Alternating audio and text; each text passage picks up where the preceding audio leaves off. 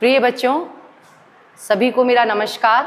मैं सुश्री अर्चना वर्दे, शासकीय उच्चतर उत्कृष्ट माध्यमिक विद्यालय सागर की मैं शिक्षिका हूँ। मैं आपको सामाजिक विज्ञान में राजनीति विज्ञान के संघवाद टॉपिक को पढ़ाऊंगी। यह हमारे राजनीति विज्ञान का सबसे महत्वपूर्ण टॉपिक है। बच्चों, हम राजनीति विज्ञान के द्वितीय अध्याय संघवाद का अध्ययन करने जा रहे हैं। इसमें यदि कोई आपसे पूछे कि भारत का कोई राज्य यह कहने लगे कि हम भारत से अलग रहना चाहते हैं, तो क्या वह राज्य अलग हो सकता है? तो इसका उत्तर आपको इस टॉपिक के अंत में अपने आप स्वयं मिल जाएगा। तो सबसे पहले हम, चूंकि जो टॉपिक का विषय है संघवाद, उसी का अर्थ जाने कि संघवाद होता क्या है। शक्तियों के विभाजन पर आधारित स्वतंत्र रूप से कार्य करना संघवाद कहलाता है। इसमें जो केंद्र और राज्यों के बीच क्या होता है, शक्तियों का विभाजन कर दिया जाता है, जिसमें केंद्र और राज्य अपने क्षेत्राधिकार में आने वाली शक्तियों के तहत कार्य करते हैं और एक दूसरे के आंतरिक मामलों में हस्तक्षेप नहीं करते हैं। इसे ही हम संघवाद कहते हैं। अब इसके विपरीत एक दूसरी शब्दावली भी आती है, एकात्मक शासन व्यवस्था। शासन का इसमें एक स्तर होता है और इसके अधीन उसकी इकाइयां होती हैं, अर्थात इसमें एक केवल केंद्र होता है और वह सारी शक्तियों का स्रोत होता है, और उसके अधीनस्थ जो इकाइयां होती हैं उनको वह अपने अनुसार अपनी शक्तियों का उनको प्रत्यायोजन कर देता है, और इसका आदेश का पालन करना उन अधीनस्थ इकाइयों को आवश्यक होता है। इसके बाद हम आते हैं, जब हमने संघात्मक व्यवस्था और एकात्मक शासन व्यवस्था के बारे में जाना, तो इनकी हम मूलभूत अंतर को भी जानेंगे, जिससे आपको ये पूर्ण रूप से समझ में आएगा कि क्या अंतर है। पहले संघात्मक शासन व्यवस्था और एकात्मक शासन व्यवस्था में जो अंतर है, संघात्मक शासन व्यवस्था दो से अधिक स्तर होते हैं जैसे कि भारत में, और एकात्मक शासन व्यवस्था में सिर्फ केवल एक ही स्तर अर्थात केंद्र होता है जैसे कि चीन। दूसरा अंतर, केंद्र सरकार राज्य सरकार को कुछ खास करने का आदेश नहीं दे सकती संघात्मक शासन व्यवस्था में, जबकि एकात्मक में केंद्र सरकार प्रांतीय या स्थानीय सरकारों को स्पष्ट रूप से आदेश दे सकती है। तीसरा, इसमें शक्तियों का विभाजन केंद्र और राज्य या और अन्य उनके बीच हो सकता है, लेकिन इसमें शक्तियां अविभाजित बनी रहती हैं। और संघात्मक शासन व्यवस्था में दोहरी नागरिकता होती है, राज्य की, केंद्र की, देश की अलग और राज्य की अलग होती है, और इसमें एकात्मक शासन व्यवस्था में केवल एकल नागरिकता होती है जो केवल देश की होती है। अब आपसे, चूंकि हम भारत के बारे में जानेंगे कि भारत एकात्मक शासन वाला या संघात्मक शासन वाला देश है, तो वैसे हम कहेंगे सामान्य परिस्थिति में हमारा देश संघात्मक शासन वाला देश है, लेकिन इसमें हमारे देश में कुछ जो विशेषताएं हैं संघीय शासन व्यवस्था से ली गई हैं और कुछ एकात्मक शासन व्यवस्था से भी ली गई हैं। लेकिन परंतु हमारे देश में शक्तियों का विभाजन संविधान के तहत 7वीं अनुसूची के अंतर्गत किया गया है। इसमें 3 सूचियां हैं। संघ सूची, उसमें 99 विषय हैं, इस पर केवल केंद्र को कानून बनाने का अधिकार होता है, और दूसरी राज्य सूची जिसमें 61 विषय हैं, इस पर राज्य सरकार को कानून बनाने का अधिकार होता है, और समवर्ती सूची जिसमें 52 विषय हैं, इस पर केंद्र और राज्य दोनों को कानून बनाने का अधिकार होता है, लेकिन विवाद की स्थिति में समवर्ती सूची पर केंद्र सरकार के कानून को मान्यता प्रदान की जाती है। अतः हमारा देश संघात्मक शासन वाला देश है। अब हम आपको यहाँ बताएंगे कि संघीय शासन व्यवस्था की विशेषताएं क्या होती हैं। संघीय शासन व्यवस्था की सबसे पहली विशेषता है कि 2 या 2 से अधिक स्तरों का होना, इसको हम अच्छे से समझ चुके हैं। दूसरा, अधिकार क्षेत्र संविधान में वर्णित होते हैं, अर्थात इसका कहने का तात्पर्य यह है कि केंद्र सरकार के क्या अधिकार हैं और राज्य सरकार के क्या अधिकार हैं, इसका स्पष्ट संविधान में वर्णन होता है, और जिसके तहत ये लोग अपने क्षेत्र में कार्य करते हैं। तभी तो यह संघीय शासन व्यवस्था की सेकंड विशेषता है, महत्वपूर्ण है। तीसरी इसकी विशेषता है कानून बनाने, कर वसूलने, प्रशासन का उनका अपना अधिकार क्षेत्र होता है। इनको पता होता है कि हमें कानून किन किन विषयों पर बनाना है ना। कर वसूलने का जो अधिकार है, केंद्र को कौन कौन से कर वसूलने का अधिकार है, राज्य को कौन कौन से कर वसूलने का अधिकार है। चौथा जो है, संविधान के मौलिक प्रावधान को किसी एक स्तर की सरकार, जो मौलिक प्रावधान होते हैं, किसी एक स्तर की सरकार अकेले परिवर्तित नहीं कर सकती, बल्कि दोनों सरकारों की आवश्यकता पड़ती है। इससे हम एक उदाहरण के माध्यम से आपको बताना चाहते हैं कि हमारे देश में जब पंचायती राज व्यवस्था में या स्थानीय स्वशासन में एक रूपता नहीं थी और एक रूपता लाने का जब प्रयास किया गया संपूर्ण देश के लिए, तो 1993 में 73वां संविधान संशोधन पारित हुआ। तो उस संविधान संशोधन में विशेष बहुमत तो था ही, लेकिन साथ में जो 28 राज्य थे उनमें से 17 राज्यों ने लगभग उस पर अपनी अनुमति दी थी और उसके बाद वह कानून पारित हुआ, अधिनियम बनकर हमारे यहाँ पर पूरे देश में इस पंचायती राज व्यवस्था को में एक रूपता को रूप में लागू किया गया।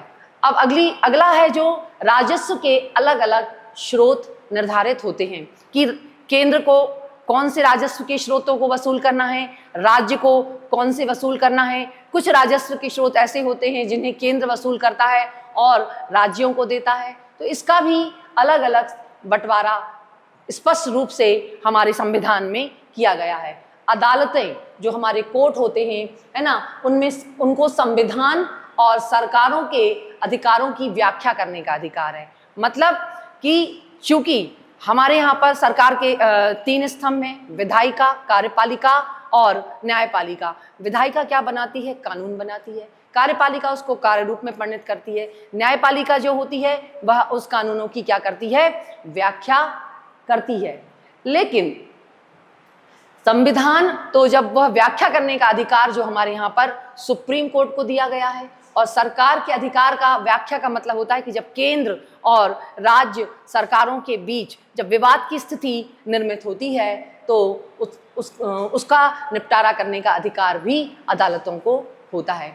अब अगला प्रश्न हम देखेंगे, संघीय शासन व्यवस्था के कौन कौन से उद्देश्य हैं? तो संघीय शासन व्यवस्था का सबसे महत्वपूर्ण उद्देश्य है देश की एकता अखंडता को सुरक्षित करना, उसे सुरक्षा को बढ़ावा देना, साथ ही इसमें क्षेत्रीय विविधताओं का पूरा सम्मान करना। तो जो इसके उद्देश्य हैं दोनों, इसमें आप देख सकते हैं कि भारत में विभिन्न जाति धर्म के लोग रहते हैं और तभी हमारे देश में सामान्य परिस्थिति में संघीय शासन व्यवस्था को लागू किया गया है और जिसका संचालन सफल रूप से हो रहा है। नेक्स्ट क्वेश्चन आइए, संघीय सरकार के प्रकार। ये भी एक बहुत इंपॉर्टेंट प्रश्न बन सकता है।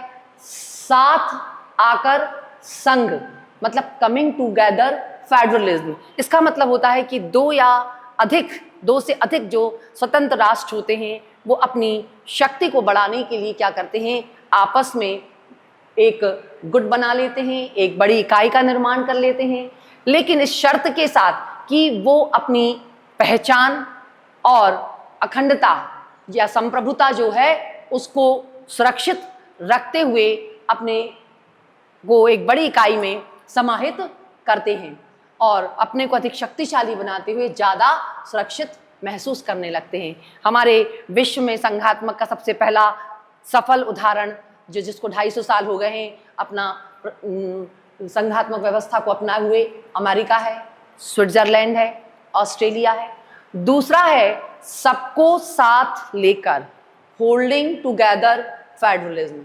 जो बड़े देश होते हैं उनकी अपनी कई आंतरिक विविधताएं होती हैं, उनको ध्यान में रखकर विविधताओं के आधार पर वह क्या करते हैं? राज्यों का गठन करते हैं, फिर राज्य और राष्ट्रीय सरकार के बीच सत्ता का बंटवारा कर देते हैं। उसका उदाहरण सबसे अच्छा है हमारा भारत देश। लेकिन इसमें केंद्र ज़्यादा शक्तिशाली होते हैं और किसी राज्य को विशेषाधिकार दिया जाता है और किसी को कम अधिकार दिए जाते हैं। उदाहरण स्वरूप भारत, बेल्जियम और स्पेन। केंद्र व राज्यों के बीच विधायी शक्तियां या कानूनी अधिकार। इसका मतलब ये है कि केंद्र और राज्यों के बीच जो विधायी शक्तियां हैं या कानून बनाना है, उनके बीच कौन कौन से क्षेत्राधिकार हैं वो हमारे संविधान में 7वीं अनुसूची के तहत विभाजित कर दिया गया है। कि संघ सूची 99 विषय। तो ये विषय जो हैं प्रतिरक्षा है, संचार है, विदेशी मामले हैं, बैंकिंग, सुधार, मुद्रा जैसे राष्ट्रीय महत्व के विषय हैं। इस पर कानून बनाने का अधिकार केवल और केवल केंद्र सरकार का है। दूसरा, राज्य सूची, इसमें 61 विषय हैं। इसमें पुलिस है, व्यापार है, वाणिज्य है, कृषि है, सिंचाई है, प्रांतीय और स्थानीय महत्व के अन्य विषय हैं, उस पर केवल राज्य को कानून बनाने का अधिकार होता है। तीसरा है समवर्ती सूची, जिसमें 52 विषय हैं। इसमें शिक्षा है, वन है, मजदूर संघ है, विवाह है, गोद लेना है, उत्तराधिकार आदि संबंधित विषय हैं। इस सूची पर केंद्र और राज्य दोनों को कानून बनाने का अधिकार होता है, लेकिन विवाद की स्थिति में केवल केंद्र का कानून ही मान्य होता है। अब कुछ शक्तियां ऐसी होती हैं जो कि केंद्र और जो कहीं पर नहीं होती, ना केंद्र सूची में होती, ना राज्य सूची में होती हैं, ना समवर्ती सूची में होती हैं। तो ऐसी शक्तियों को हमारे संविधान में कहाँ रखा जाए? तो उन्हें अवशिष्ट शक्तियों के रूप में शामिल किया गया है, जिसे हम रेसिडुअल पावर के नाम से जानते हैं। जो उपरोक्त 3 सूची में से किसी में नहीं आती, उन्हें अवशिष्ट शक्ति के रूप में, जैसे इस पर केंद्र को ही केवल कानून बनाने का अधिकार होता है। उदाहरण के लिए कंप्यूटर सॉफ्टवेयर,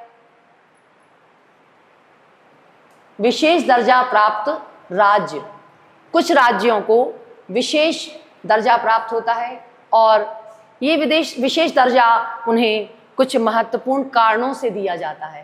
पहली बात तो उनके भूमि अधिकारों के संरक्षण के लिए, उनकी स्वदेशी लोगों की उनकी संस्कृति को बनाए रखने के लिए, सरकारी सेवा में रोजगार के आधार पर उन्हें विशेष राज्य का दर्जा दिया गया है और यह हमारे संविधान के अनुच्छेद 371 के तहत 11 राज्यों को प्राप्त है। तो पूर्वोत्तर भारत के हम पहले राज्यों के बारे में बताएंगे। उनमें सिक्किम है, अरुणाचल प्रदेश है, असम है, मणिपुर है, नागालैंड है, मिजोरम है और फिर हम इधर दक्षिण भारत तरफ आएंगे, पश्चिम से दक्षिण तक गुजरात, महाराष्ट्र, कर्नाटक, गोवा और आंध्र प्रदेश।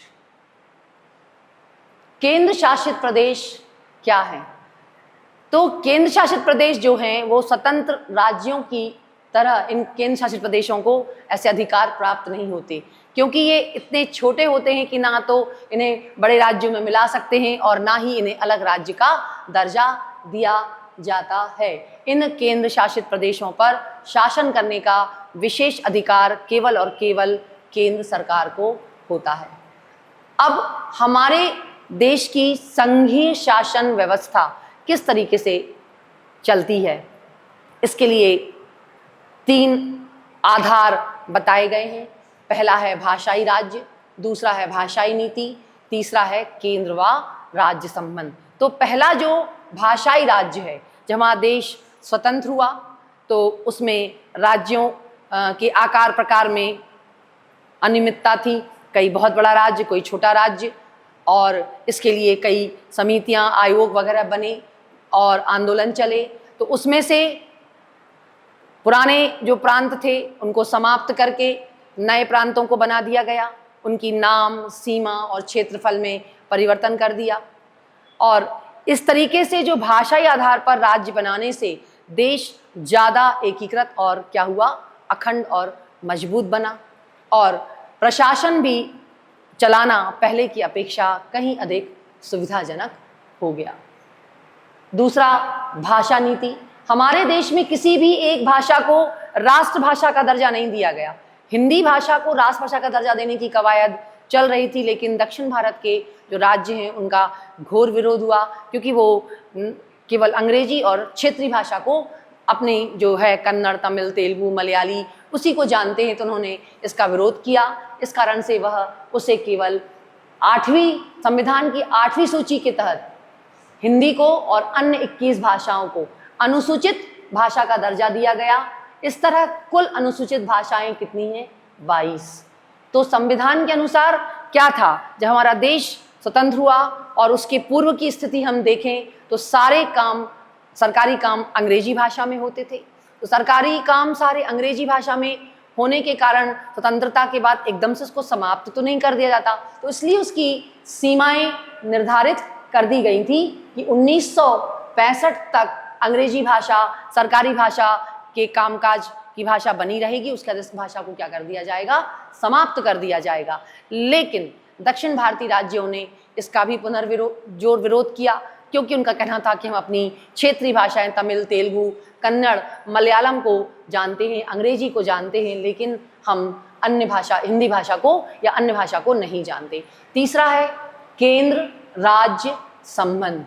तो केंद्र और राज्य संबंधों के बारे में हम यहाँ पर देखेंगे कि स्वतंत्रता के बाद से लेकर 1990 तक केंद्र और राज्य दोनों में अधिकांश राज्य कांग्रेस से शासित रहे, और जिन राज्यों में कांग्रेस के विपरीत अन्य दलों की सरकार रही, तो केंद्र सरकार ने क्या किया, खूब इसका फायदा उठाया और उन सरकारों को गिराने का प्रयास किया। इसके लिए आर्टिकल 356 का दुरुपयोग किया। लेकिन 1990 के बाद गठबंधन सरकारों का दौर आया। गठबंधन सरकार से तात्पर्य है दो या दो से अधिक दल मिलकर अपनी सरकार बनाने के लिए गठबंधन कर लेते हैं। इसे सुप्रीम कोर्ट ने भी सराहा है। ये बात आपको विशेष रूप से ध्यान रखना है, क्योंकि वर्तमान में यदि आप देखें तो कांग्रेस सरकार ने संयुक्त प्रगतिशील गठबंधन के नाम से अपना गठबंधन सरकार बनाई है, और उसको कहते हैं यूपीए, यूनाइटेड प्रोग्रेसिव अलायंस। और बीजेपी के नेतृत्व में उसने जिस गठबंधन सरकार का वह है एनडीए, नेशनल डेमोक्रेटिक अलायंस, जनतांत्रिक गठबंधन के नाम से वह जाना जाता है, और वह सफलतापूर्वक कार्य कर रहा है। अगला है आपका भारत में विकेंद्रीकरण की बात आती है। विकेंद्रीकरण जो हमारे स्थानीय स्वशासन की बात है, इसमें कि सत्ता का विकेंद्रीकरण से तात्पर्य है कि जितने स्तर हैं उन सबको शक्तियों का बंटवारा कर दिया जाए। लेकिन यहाँ पर एक बात हम कहना चाहेंगे कि जब केंद्र और राज्य सरकारें अपनी कुछ शक्तियाँ स्थानीय सरकारों को दे देती हैं तो उसे हम विकेंद्रीकरण कहते हैं। अब जब स्थानीय सरकार की बात आती है तो स्थानीय सरकार में शहरी और प्रशासन की बात आती है, ग्रामीण प्रशासन की बात आती है। जो हमारा ग्रामीण प्रशासन है वह त्रिस्तरीय है, और त्रिस्तरीय में सबसे निम्न स्तर पर आता है ग्राम पंचायत, फिर जनपद पंचायत, और तीसरा आता है जिला पंचायत। तो हम इसके बारे में पढ़ेंगे पंचायती राज व्यवस्था के बारे में कि ग्रामीण स्तर पर मौजूद स्थानीय शासन व्यवस्था को हम किसके नाम से जानते हैं, पंचायती राज व्यवस्था के नाम से जाना जाता है। ग्रामीण स्तर पर मौजूद स्थानीय प्रशासन को या शासन व्यवस्था को पंचायती राज व्यवस्था के नाम से जाना जाता है। ग्राम पंचायत, प्रत्येक एक ग्राम में एक पंचायत गठित हो सकती है, या कई गांवों को मिलाकर भी एक ग्राम पंचायत होती है। ग्राम पंचायत एक तरह की परिषद होती है जिसमें कई सदस्य होते हैं और एक परिषद होती है, और यह एक प्रकार से कार्यकारी इकाई है। और ग्राम सभा जो है उसमें गांव के सभी वयस्क मतदाता इसके सदस्य होते हैं जो 18 वर्ष या उससे अधिक आयु के होते हैं। कई ग्राम पंचायतों को मिलाकर पंचायत समिति का गठन किया जाता है। इसे हम मंडल या प्रखंड स्तर भी कहते हैं। इसके सदस्यों का चुनाव भी उसी इलाके की सभी पंचायतों के सदस्य करते हैं। तीसरा स्तर है जिला परिषद। किसी जिले की जितनी भी सभी पंचायत समितियां हैं उनको मिलाकर क्या किया जाता है, जिला परिषद का गठन किया जाता है। इसमें सांसद और विधायक के क्षेत्र भी शामिल होते हैं। तो इस तरीके से हम कह सकते हैं एक गांव की लेवल से लेकर आपके जिला, राज्य और देश तक की सारी जो समस्याएं हैं इस स्तर पर निपटाई जाती हैं। फिर है शहरी स्थानीय व्यवस्था। इसका भी यह भी त्रिस्तरीय है, नगर निगम, नगर पालिका और नगर पंचायत। इसमें बड़े शहरों में नगर निगम का गठन होता है। नगर पालिका और जो नगर निगम होते हैं दोनों में निर्वाचित प्रतिनिधि कार्य करते हैं। नगर निगम का जो राजनीतिक प्रमुख होता है जिसे हम महापौर या मेयर कहते हैं, और नगर निगम का जो प्रशासनिक प्रमुख होता है वह एक IAS लेवल का अधिकारी होता है जिसे निगम आयुक्त कहा जाता है। नगर पालिका में भी एक राजनीतिक प्रशासनिक प्रमुख होता है जो राज्य सेवा का अधिकारी होता है जिसे हम CEO या मुख्य कार्यपालन अधिकारी के नाम से जानते हैं। स्थानीय सरकार के कुछ प्रमुख प्रावधान किए गए हैं। क्या प्रावधान किए गए हैं कि इसमें जब से स्थानीय प्रशासन में एक रूपता आई है 73वें संविधान संशोधन के तहत ग्राम पंचायत में और 74वें संविधान संशोधन के साथ नगर पालिका में, तब से नियमित रूप से प्रति 5 वर्ष में चुनाव होने लगे।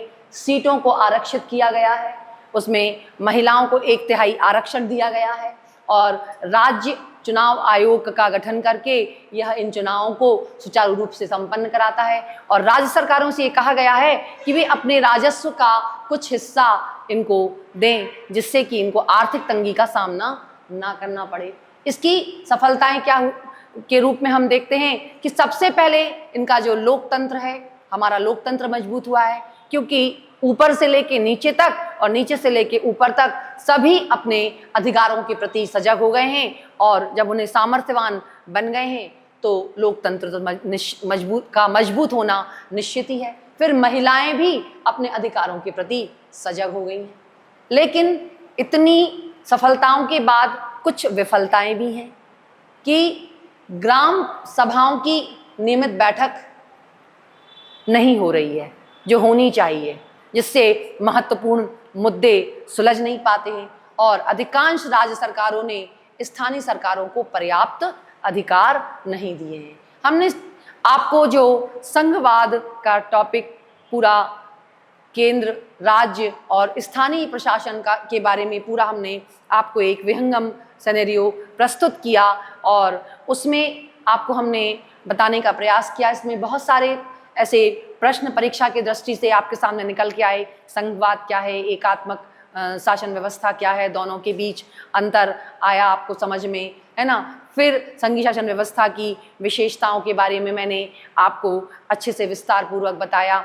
फिर हमारे यहाँ की कुछ जो संविधान संघात्मक व्यवस्था जो 7वीं अनुसूची के तहत सूचियाँ बांट दी गई हैं केंद्र राज्यों के बीच, उसके बारे में बताया, जिसमें संघ सूची, तो उसमें से प्रश्न बनते हैं कि कौन कौन से विषय संघीय सूची के अंतर्गत आते हैं, कितने विषय हैं, राज्य सूची में कितने विषय हैं, उनकी संख्या, विषयों के नाम, समवर्ती सूची, अवशिष्ट शक्तियाँ, ऐसे मैंने गठबंधन सरकारें और इसमें आपको स्थानीय प्रशासन के बारे में भी मैंने बताया। विकेंद्रीकरण की परिभाषा, पंचायती राज क्या है, ग्राम सभा क्या है, ग्राम पंचायत क्या है, जिला पंचायत क्या है, ये और नगर निगम, नगर पालिका, लोक स्थानीय सरकार के मुख्य प्रावधान, सफलताएं क्या हैं, उनकी विफलताएं क्या हैं, ये बहुत सारे प्रश्न इस टॉपिक को पढ़कर आपको परीक्षा में महत्वपूर्ण साबित होंगे। और अंत में मैं आपसे कहूँगी, जो मैंने स्टार्टिंग में आपसे बोला था कि यदि भारत का कोई राज्य यह कहे कि